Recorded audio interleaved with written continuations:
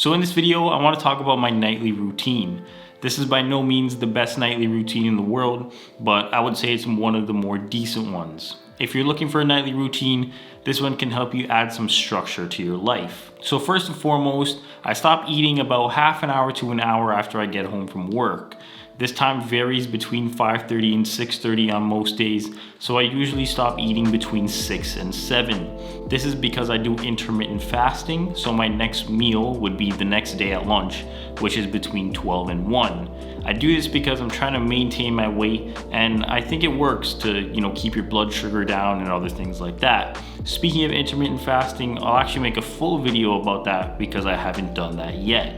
But after I stop eating, I wash the dishes and stuff like that, and then I either work on a video or I post a clip or something that has to do with videos. I start work at 9, so that usually means that I wake up at about 7:45 and I try to get at least 7 hours of sleep, so that means I have to be sleeping by 12:45 at the latest. So after stopping work for the night between 11:30 and 12, I go and make my lunch. I'm not gonna lie, my lunch isn't the healthiest thing at all. I just have a few carrots and usually a bread and butter sandwich. I mostly do this because I'm lazy when it comes to lunch, and I eat for sustenance rather than enjoyment, I guess you could say. I always said that if there was some kind of pill that you can just take in the morning that enabled you to not be hungry for the whole day and you still got the nutrients that you needed, that I would take that in a heartbeat. Anyway, after making my lunch, I go back to my room and I open the window for the room to cool down. I'm a very hot sleeper, so the room has to be nice and cool for me to sleep. I don't know why I'm like this. It was just one of those things I was doing ever since I was a kid, and now it's kind of detrimental because now it's very hard for me to sleep anywhere except for my bed, and on top of all that, it has to be cool. My girl doesn't like the room to be cold, and to be honest, neither do I, but I like it to be cool, just like the other side of the pillow. When you flip your pillow over and it's nice and you get to fall back asleep? That's how I like the room to be. When I open the window when it's cold though, I don't open it all the way. I just, crack it open a little bit. And then in the summer, I usually have my AC on and it's on like low or medium, somewhere around there. It's rarely ever on high.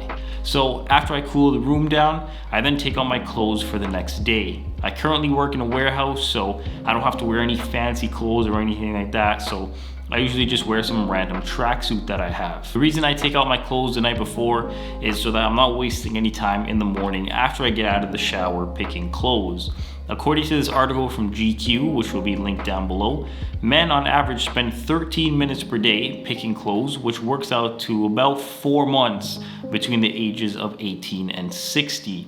It's also estimated that women spend 17 minutes on average per day picking out clothes, which turns into 6 months in that same time period from age 18 to 60. You spend 6 months, 4 to 6 months picking out clothes, which is actually really crazy. The reason I also have the same clothes is because at the time when I bought, all these tracksuits, I was obsessed with Nike Tech Fleece. So that was all I was wearing, and actually it's all I currently wear. I wear it to work, I wear it at home, I wear it for B-roll, I wear it for A-roll, I wear it when I'm with my girl, I wear it everywhere. Those that have been watching for a while now know that I have 4 tracksuits that I use for my videos. I have a black one, a blue one, a dark blue one, and a green one. The black one is still in decent condition, although there is some pilling on it. The light blue one is basically the same as the black one.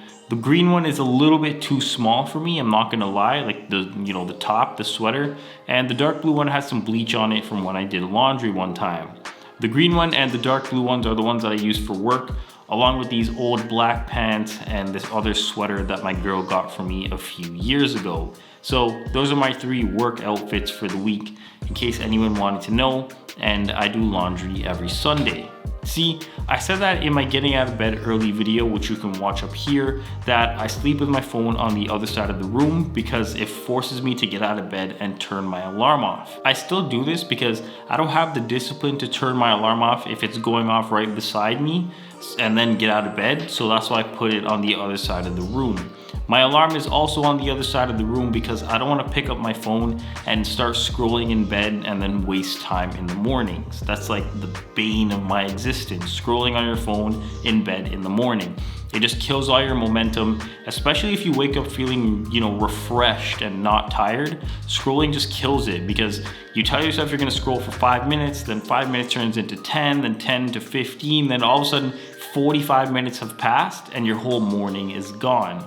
I'm not gonna lie, this last one here is pretty hard for me to do, but if you can, try not being on your devices 1 hour before you sleep because that'll help you tremendously.